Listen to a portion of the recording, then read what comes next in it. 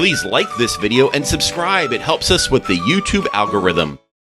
Hello, fellow travelers. This is Travel Towner, and today we are just north of the Orlando Airport, and we will be traveling the entire length of Hazeltine National Drive, starting on the east side and driving west to where the road ends at Shadowridge Drive.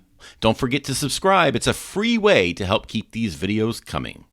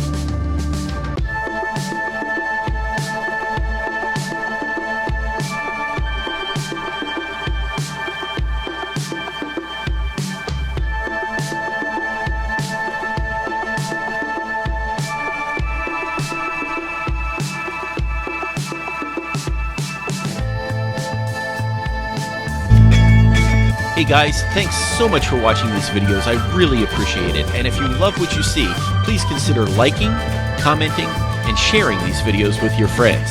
And if you really like these videos, the best thing you can do is subscribe to this channel so you can see whenever I put more videos out. Thank you so much, and I'll see you on the road.